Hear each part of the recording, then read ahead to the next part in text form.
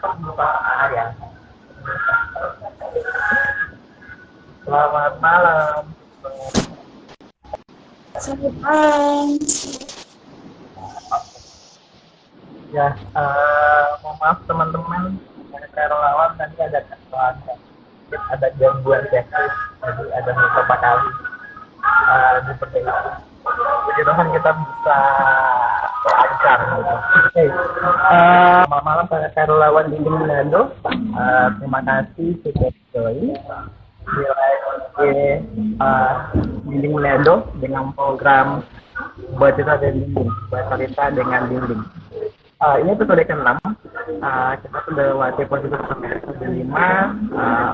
Ini episode ke-6 dan pastinya ada keseluruhan pembahasan yang akan kita bahas malam hari ini. Karena kita sudah kedatangan kakek relawan, salah satu kakek relawan.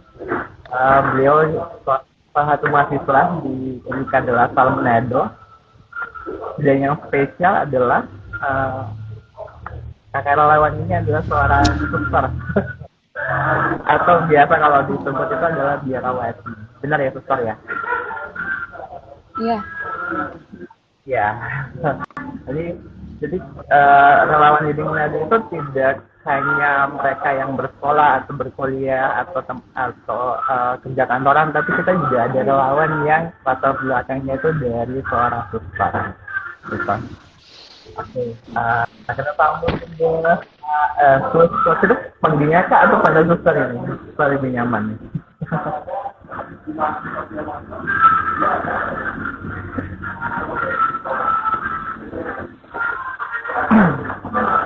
Halo suster Elizabeth. Halo suster.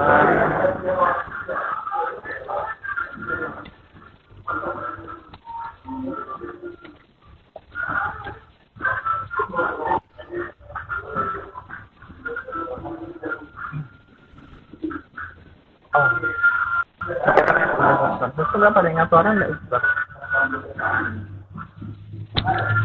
Bisa suster, cuman putus-putus. Oh iya, mungkin agak gangguan jaringan. Oke, suster, mungkin untuk mengawali orang perbincangan, gimana kabarnya suster? Selama ada kuliah, selama nyambung ke dapur, Iya. padahal satu kampus. Betul sekali, Sir. Iya. Kabar luar biasa baik, Sir. Kabar baik. Biasa lah. Iya. Oke. Bagaimana? Terakhir kita gimana suster? Kabarnya baik, Sir. Ya, terakhir kita ketemu itu di kelas mengajar ya. Pas waktu itu pelatihan kerjaan tangan. Itu pertama kali suster join. Iya. Ya, oke. Nah, sempat disinggung di awal suster soal profesi suster gitu. Nah, mungkin banyak kakak relawan yang masih belum familiar dengan profesi seorang suster gitu. Mungkin dijelaskan secara singkat aja, profesi seorang suster atau seorang biawati itu seperti apa suster? Mungkin banyak orang masih awam. Ya, terima kasih sekali. Terima kasih banyak untuk kesempatannya sebelumnya, dan juga saya sebenarnya mewakili teman-teman juga ya yang ikut berpartisipasi, terus ikut ambil bagian dalam tugas relawan itu ya. Dan saya berterima kasih juga kepada komunitas Dinding yang sudah memberikan kesempatan begitu luar biasa sekali untuk saya, dan juga terlebih khusus juga untuk teman-teman saya juga pada kesempatan ini. Dan kalau mau berbicara tentang kongregasi ya, tentang status saya sebagai seorang suster, mungkin saya awali dulu deh dengan perkenalan tentang fakultas saya atau universitas saya ya. Boleh ya, Sir? Oke. Boleh sekali, suster. Oke, Sir. Kalau saya sendiri dari Universitas de la Salle Manado, mungkin satu kampus ya dengan Sir. Saya panggilnya Sir atau Kak ini? Senyamannya suster, mau panggil Kak, mau panggil Sir gitu. nyamannya. Oke, sepertinya kalau misalnya di kampus boleh panggil Sir, tapi kalau misalnya di sini Kak aja ya, Kak. Ya. Oke. Silakan. Em, saya dari Fakultas Ilmu Pendidikan dan program studi PGSD. Dan kebetulan waktu relawan itu kebetulan juga nggak tahu ya, mungkin ini pertemuan, saya percaya bahwa ini pertemuan dari Tuhan yang mengatur semua, sehingga boleh berjumpa dengan adik-adik dan juga kakak-kakak pembina yang ada di komunitas dinding. Ya mungkin kita semua pasti percaya itu ya, pasti Tuhan semua yang mengatur. Dan saya dari kongregasi Suster-Suster Yesus Maria Yosef, terlebih khusus Provinsi Manado. Nah, kami kongregasi ini memiliki 3 provinsi, terbagi menjadi 3 provinsi di Indonesia, tapi 1 regio di Belanda. Nah, regio ini juga seperti provinsi, cuman karena suster-susternya di sana sudah semakin sedikit, jadi mereka dinamakan regio. Nah, kami juga seperti komunitas dinding, komunitas dinding ada komunitas, terus ada anggota di dalamnya. Nah, sama seperti kami juga dalam satu provinsi, terlebih khusus Provinsi Manado, kami juga memiliki komunitas-komunitas. Nah, saya sendiri seorang suster atau biarawati adalah orang yang terpanggil untuk melayani Tuhan dalam gereja, terlebih khusus dalam satu kongregasi itu sendiri, dalam satu kongregasi. Nah, kemudian kami memiliki kaul-kaul yang harus diikrarkan seperti itu. Tapi pada saat ini saya masih berstatus kaul sementara, seperti itu, suster berkaul sementara. Jadi bisa dibilang perbedaannya itu kalau misalnya mau berkaul kekal itu prosesnya harus kaul sementara dulu baru seperti itu, Kak. Kami juga awalnya harus kaul sementara dulu. Iya. Terus kami juga jadi itu kayak, ya silakan. ya gimana, Kak? Ya, silakan. Kami juga kami juga sebelum menjadi kaul sementara, kami juga melewati beberapa tahap pembinaan, proses pembinaan. Yang proses pertama itu aspiran, kemudian postulan, kemudian novisiat, kemudian proses pertama. Proses pertama itu saya jalani sekarang ini. Itu kaul sementara, seperti itu, Sar.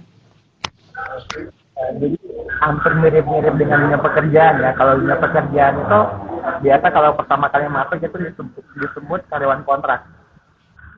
Ya. Iya, betul sekali, Sar. Karyawan tetap. Karyawan tetap, iya. Dan mirip-mirip ya, gitu. Oke. Tadi yang sempat kita dengar itu Suster bilang bahwa profesi seorang biarawati atau seorang suster itu adalah panggilan. Nah, ini pengen tahu nih Suster, yang melatar belakangi Suster terpanggil sebagai seorang biarawati atau seorang suster. Karena kalau mau bilang tuh keterpanggilan orang sebagai suster itu jarang ya Suster ya. Kalau mau pikir-pikir tuh persentasenya kecil gitu orang untuk mau terpanggil jadi seorang suster, apalagi yang orang tahu bahwa profesi suster itu sudah menikah. Mungkin itu menjadi berat. Itu mungkin menjadi sangat berat bahwa suster itu sudah menikah, makanya banyak orang yang tidak mau gitu. Nah, apa sih motivasi atau melatar belakangi suster untuk bisa terpanggil menjadi biarawati? Oke. Mungkin motivasi pertama itu kita setiap saat ketika kita menjalani panggilan, setiap saat motivasi kita itu dimurnikan. Saya percaya bahwa setiap saat motivasi kita itu dimurnikan. Mungkin awal ketika saya masuk biarawati, menjadi seorang biarawati, mungkin motivasi awal saya terpanggil, ya bukan mungkin ya, Tapi motivasi awal saya terpanggil karena tertarik dengan seorang suster yang saya lihat, atau seorang suster yang ramah, seorang suster yang baik hati, seperti itu. Tapi ketika saya masuk ke dalam sebuah biara dan mengikuti panggilan saya, di situ motivasi saya semakin dimurnikan, dengan menjalani panggilan-panggilan, kemudian dengan menjalani panggilan saya, kemudian hidup bersama. Tentunya dalam sebuah panggilan, kami juga hidup dalam sebuah kebersamaan, dalam sebuah perbedaan. Nah, seperti komunitas dinding juga mungkin dari kakak-kakak pembina memiliki perbedaan-perbedaan dari latar belakang ataupun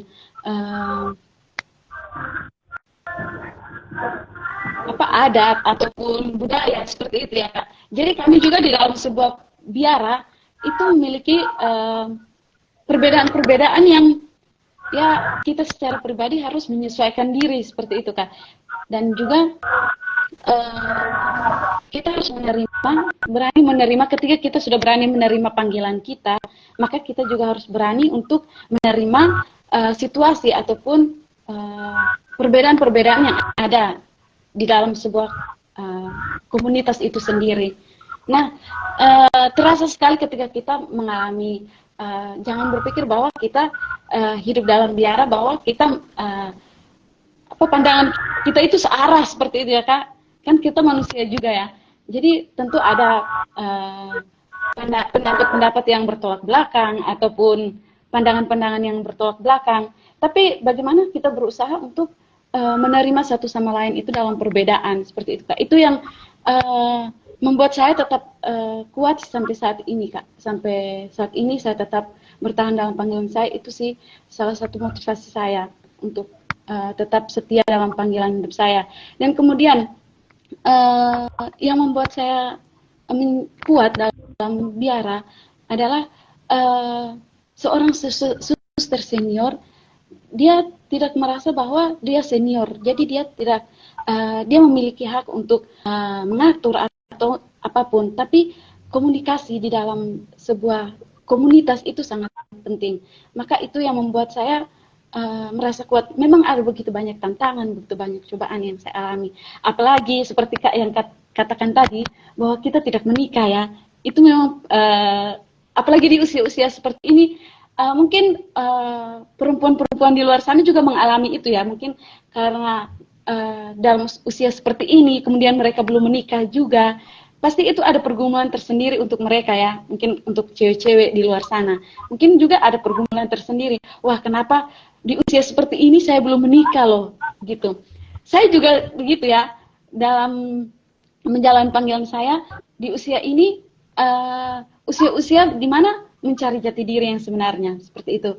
Di mana saya berusaha menerima bahwa saya harus menyadari bahwa saya seorang suster. Keinginan untuk menikah itu sebagai seorang manusia itu ada, tentunya ada.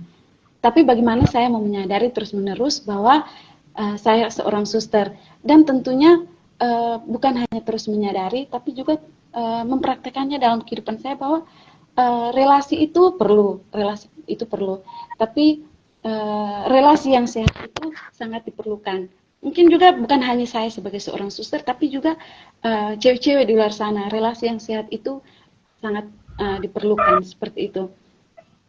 Sehingga kita, walaupun kita sebagai seorang awam maupun sebagai seorang suster, kita tetap tetap setia aja begitu dengan panggilan hidup kita, walaupun wah, banyak tantangan ini yang kita hadapi, seperti itu Kak. Oke, banyak tantangan juga ya. Sudah berapa lama jadi seorang suster atau ditabis sebagai seorang suster? Kurang lebih sudah berapa lama suster? Kurang lebih sudah 7 tahun sekarang. Sudah masuk 7 tahun. Ya. Itu bukan, sebenarnya sih masih dasar sekali sih itu Kak. Usia 7 tahun itu masih dasar sekali sih Kak itu. Ada suster-suster kami yang sudah sampai 50 tahun hidup membiara, 60 tahun hidup membiara, seperti itu Kak. Jadi saya ini yang masih 7 tahun ini, itu masih dasar masih pucuk lah kalau bilang. Mungkin itu yang membedakan antara dunia suster sama dunia pekerjaan. Kalau dunia pekerjaan itu 7 tahun itu adalah waktu yang cukup lama ya. Cukup lama. Iya, Tapi kalau betul. di biara tuh 7 tahun itu cukup singkat, masih singkat maksudnya. Gitu. Oke. Iya. Mungkin ini suster suka duka gitu, suka duka. Apa selama 7 tahun ini suka duka apa yang suster alami gitu? Dari sukanya dulu, sukanya dulu. Sukanya dulu yang. Sukanya Enggak dulu. dukanya dulu. Oh iya, oke. Kalau suster Oke, mau dukanya sukanya. oke. Oh sukanya dulu, suster. Ayo. Eh, Sebenarnya sih kalau mau dibilang hidup membiara itu enggak mudah ya, enggak mudah. Kemudian juga susahnya itu sulitnya itu ketika kita berbeda pendapat saja seperti itu. Sebenarnya lebih susahnya itu lebih ke internal sebenarnya sih Kak, lebih ke internal, lebih ke pribadi sendiri begitu. Bagaimana mau menerima orang lain seperti itu kan keluar dari diri kita sendiri ya Kak. Sebenarnya tantangan terbesar itu setiap pribadi mungkin setiap pribadi, tapi khusus untuk saya secara pribadi itu tantangan terbesar itu adalah dari diri saya. Bagaimana saya mau melawan keinginan-keinginan daging saya, Kak. Tentunya keinginan-keinginan dari saya. Kadang sebagai seorang manusia ada kadang datang rasa malas, kemudian rasa lelah, seperti itu ya, Kak. Tapi bagaimana sekali lagi saya mengatakan bahwa hidup komunitas yang menguatkan. Hidup komunitas yang menguatkan, para suster yang selalu mengingatkan saya bahwa ketika saya sudah mulai rasa malas nih, kemudian keterbukaan itu juga penting ya dalam satu komunitas. Keterbukaan itu sangat penting. Kami dalam satu komunitas tentu ada pemimpin komunitas. Nah, setiap sebulan sekali itu kami harus sharing kepada pemimpin komunitas. Nah, ini waktu yang sangat baik, kemudian waktu yang sangat tepat juga ketika kita ada kesulitan, ketika saya secara pribadi memiliki masalah atau tantangan. Nah, saya berusaha untuk terbuka kepada pemimpin komunitas saya seperti itu kan, sehingga itu salah satu yang sukanya ya. Kita ada teman ngobrol seperti itu ya Kak, kita ada teman ngobrol, kita ada teman curhat seperti itu.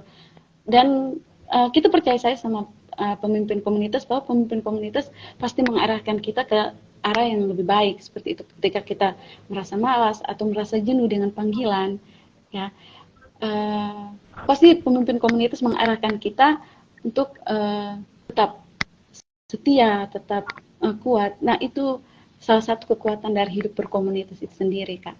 Terima kasih. Begitu sih. Oke. Sekarang dukanya suster, duka kita suka toh. Jadi suka punya teman cerita, teman ngobrol, teman berbagi gitu. Nah mungkin sekarang dukanya. Nah selama 7 tahun ini apa menjadi duka dalam kehidupan suster sebagai seorang birawat? Gitu. Dukanya.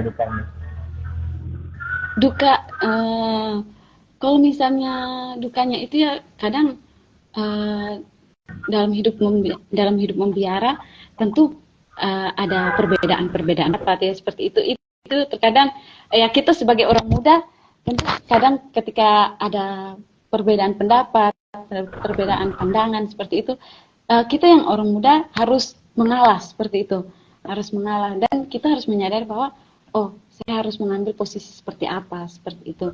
Kadang itu yang kita harus melawan dengan diri kita sendiri, kemauan diri kita sendiri ya seperti itu ya Kak. Kadang kemauan diri kita, saya ingin mempertahankan pendapat saya seperti itu Kak. Saya ingin mempertahankan keinginan saya seperti itu.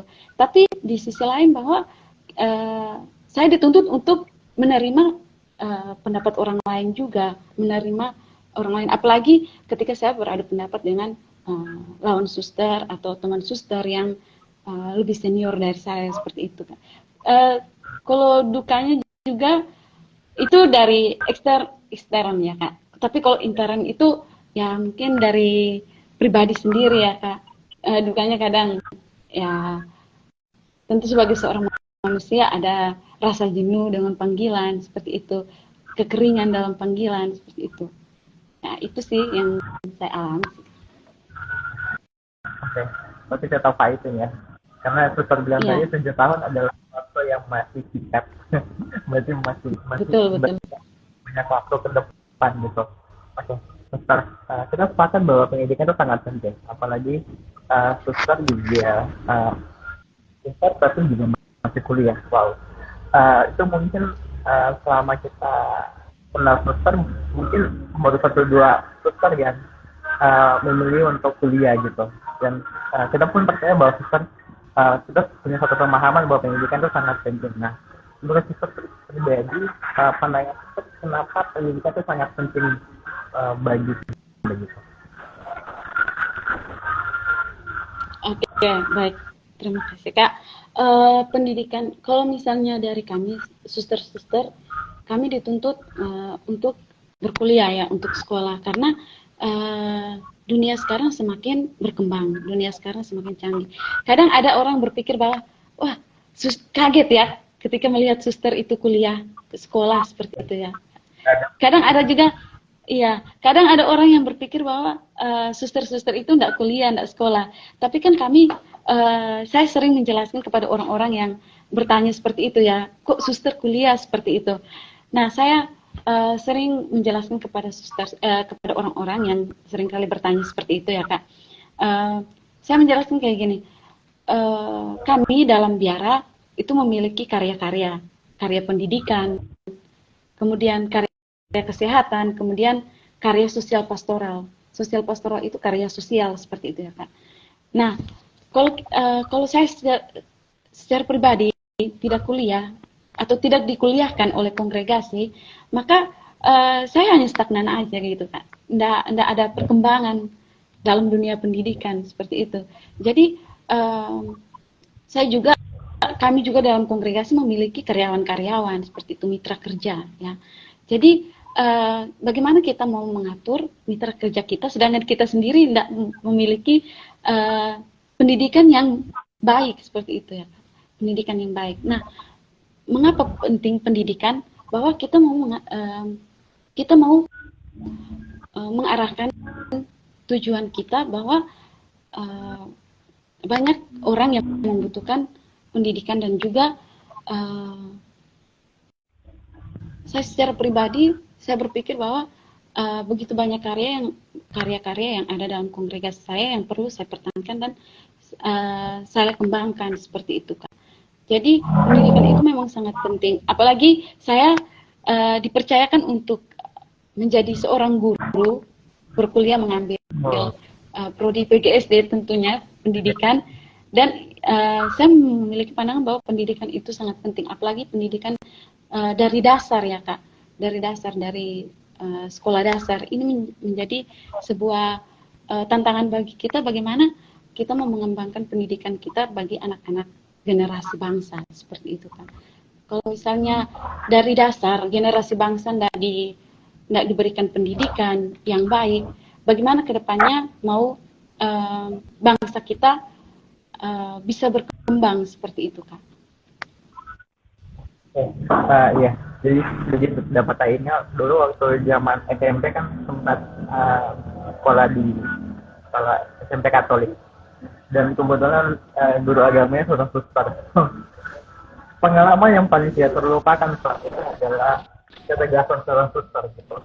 Pasti akan berbeda sih kalau antara guru yang lain sama suster itu kayak pembawaan dirinya tuh pasti akan beda. Dan yang paling diingat sampai saat ini adalah ketegasannya suster. Bukan soal kalau zaman dulu kan guru pukul murid itu masih ada ya dulu. Nah, suster dulu waktu SMP itu saya nggak pukul, cuman detek kata-kata itu karena menusuk di hati. Sejut bagaimana begitu waktu itu. Oke. Ya baik suster. Sebenarnya kemarin waktu ikut kelas itu pengalaman pertama ya sebenarnya ikut kelas mengajar. Iya, benar sekali. Juga itu kesempatan yang luar biasa sekali ya, Kak. kesempatan yang luar Ya, biasa karena saya juga baru pertama kali juga berhadapan dengan anak-anak. Saya sering juga memberikan pendampingan kepada anak-anak sekolah minggu seperti itu ya. Tapi ini situasinya berbeda ya Kak.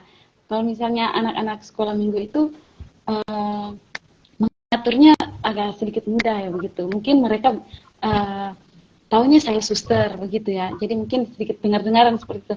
Tapi pada situasi itu waktu menjadi relawan di Pasar Bersahati bersama anak-anak di sana, itu sungguh pengalaman yang luar biasa sekali bagi saya.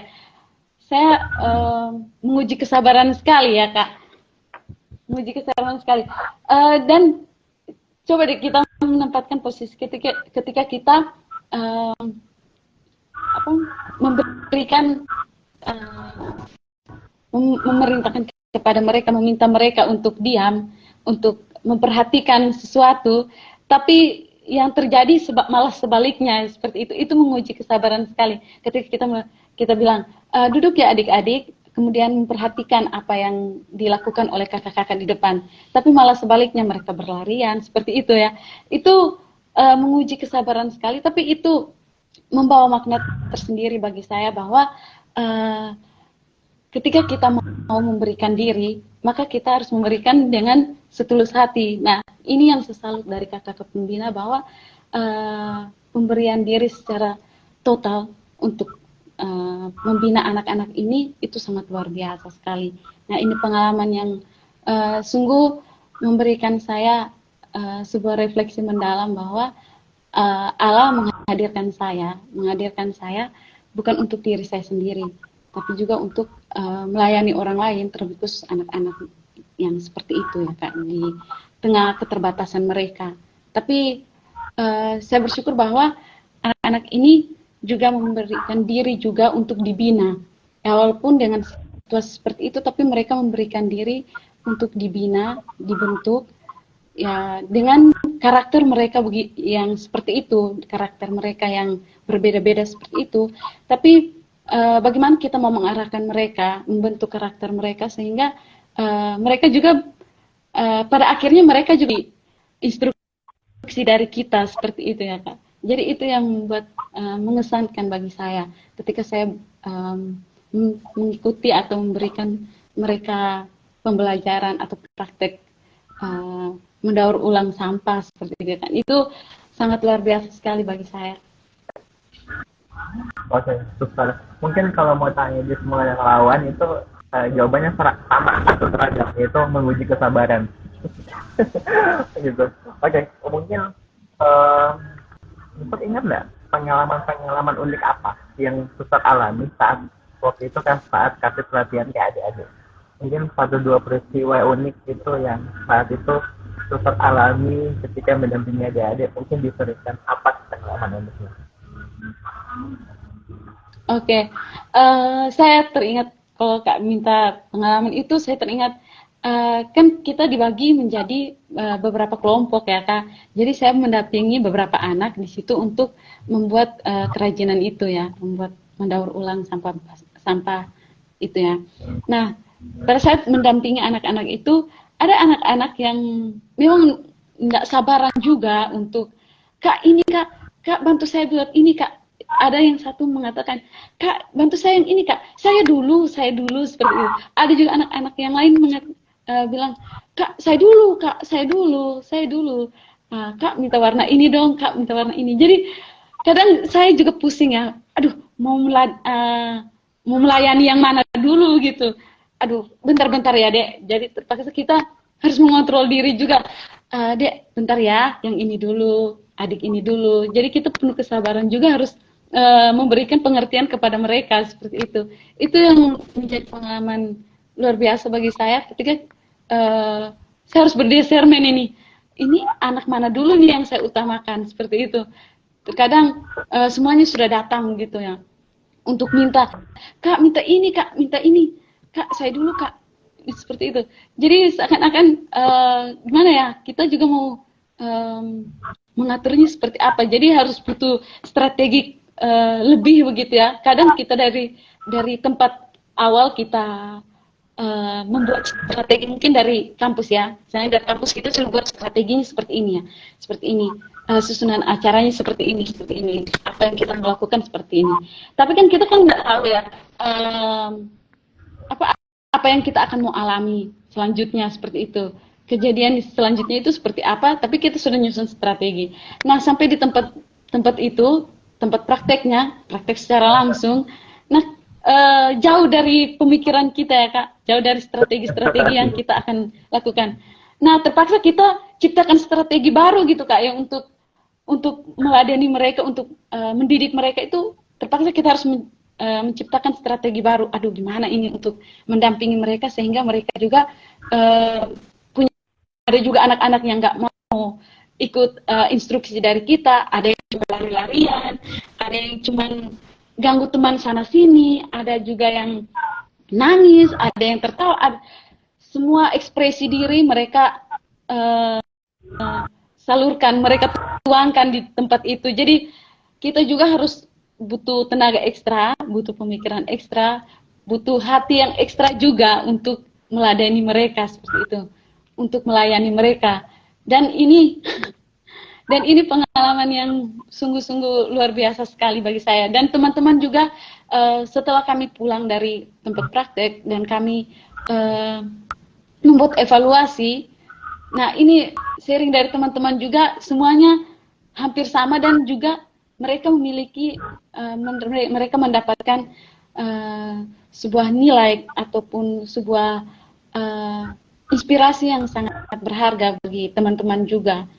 Sehingga kami secara pribadi pulang tidak membawa tangan kosong ya, hati yang kosong enggak, tapi membawa sebuah makna yang sangat berharga bagi kami.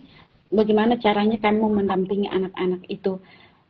Mungkin ketika kami akan turun ke lapangan untuk mendampingi anak-anak sekolah yang bersekolah, kami sudah memiliki bekal. Bagaimana kami mau mendampingi anak-anak bangsa seperti itu, Kak.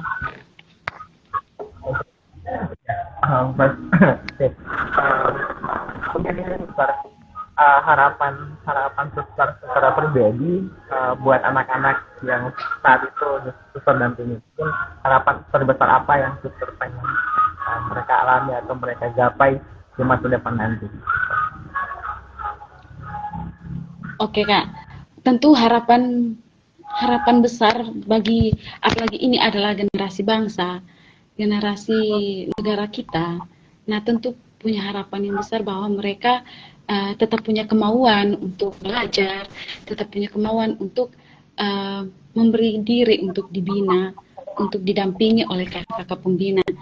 Nah, harapan besar ini tentunya bukan hanya dari saya secara pribadi, tapi untuk harapan dari kakak-kakak pembina juga tentunya.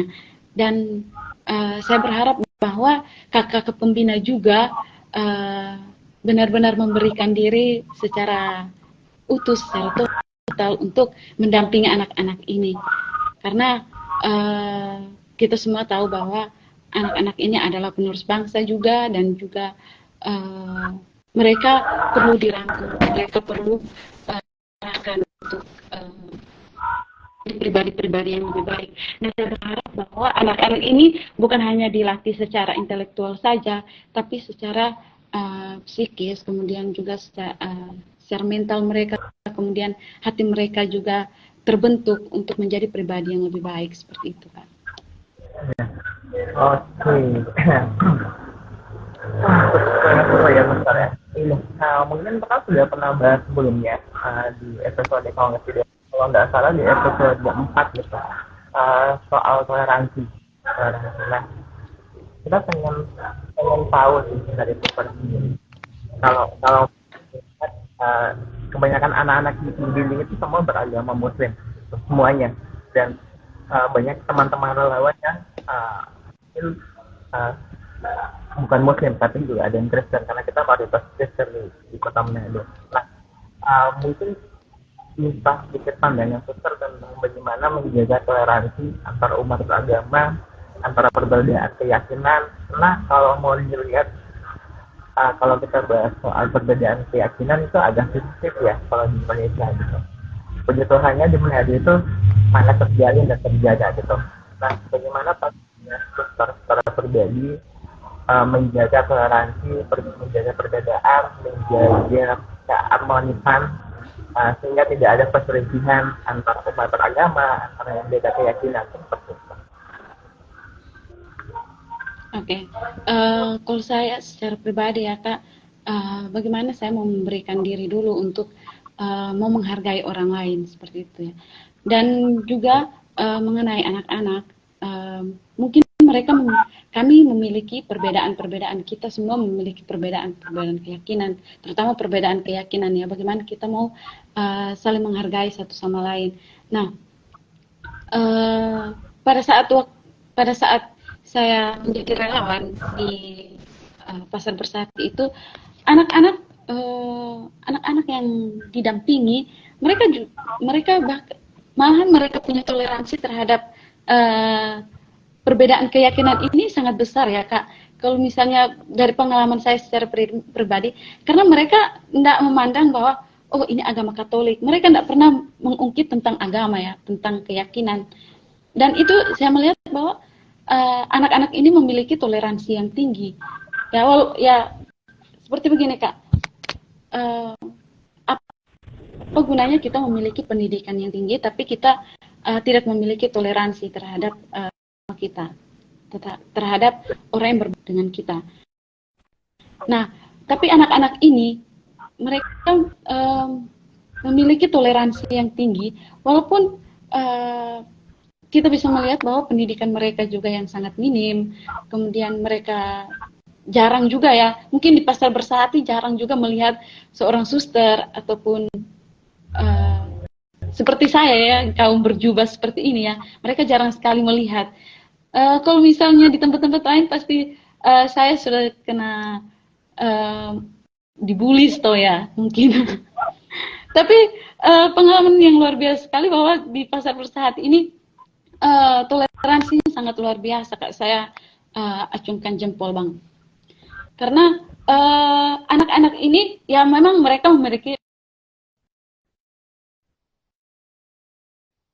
sulit diarahkan seperti itu karena mungkin karena mereka seperti itu ya. Nah, tapi mereka tidak memandang bahwa oh ini agama ini beragama ini seperti itu.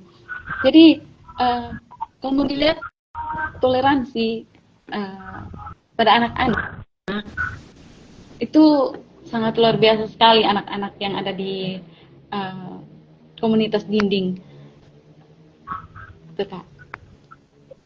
Oke, jadi memang ada kesulitan yang berarti ya ketika dengan ibunya dengan salib-salibnya datang ke mengajar, tapi jadi memang welcome begitu. Ya Suster, mungkin pertanyaan terakhir nih. Pertanyaan terakhir itu apa pesan Suster? Apa pesan pribadi Suster bagi teman-teman relawan, bagi generasi muda di Kota Manado terhadap pendidikan anak-anak jalanan seperti komunitas ini Manado?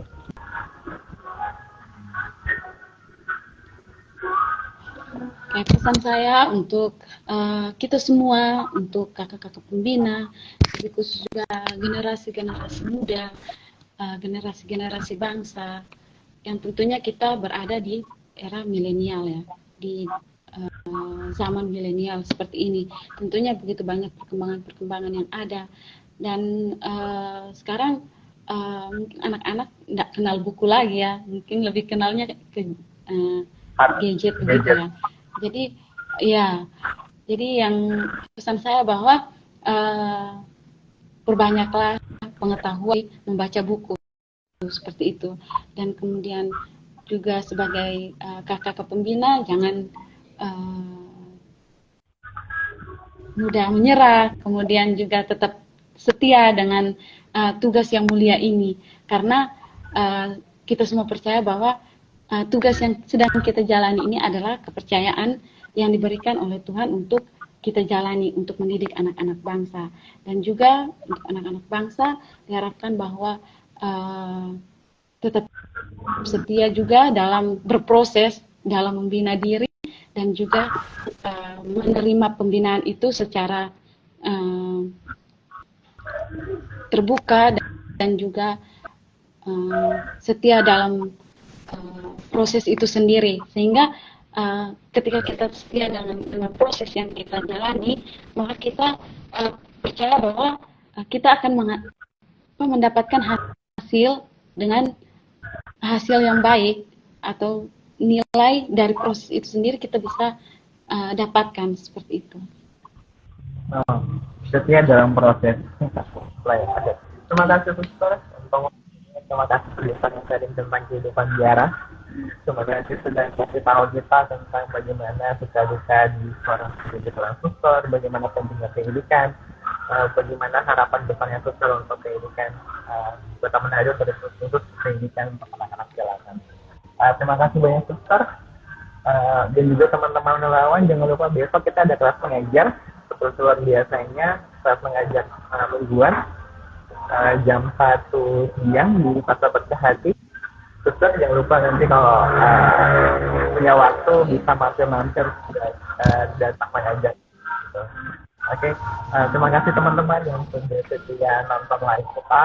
Sampai ketemu di live di depan dengan topik pembahasan yang lebih sangat seru.